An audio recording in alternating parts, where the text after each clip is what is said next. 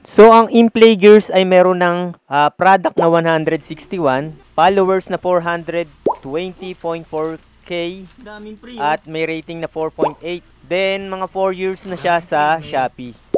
may keyboard, no? May keyboard, no?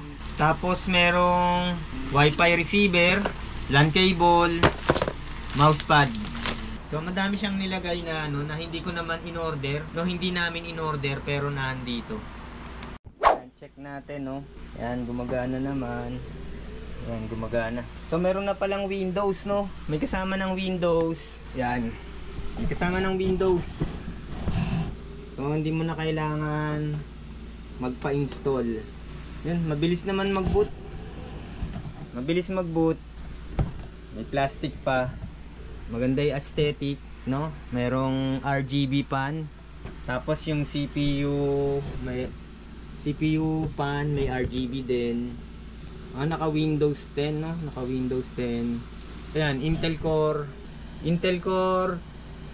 i5-4590 CPU, 3.30 GHz, 8 yung RAM, no? Pwede naman i-upgrade yan.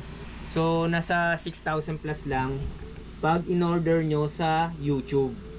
Pagka in-order nyo rekta dun sa Shopee, nasa 7,000 plus, no? 1,300 yung bawas sa YouTube. So, pwedeng magbago din yung bawas dyan. Minsan 1 to 1K.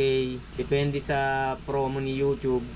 So, ilalagay ko yung ano niya, no? Ilalagay ko sa tag product sa mga gustong magsimula, no? Hindi naman kailangan na sobrang ganda ang spec. So, hindi ko lang mare-recommend, no, kung naka-Celeron, no? Pag Celeron ng processor, medyo ano na diyan, no, negative na 'yan.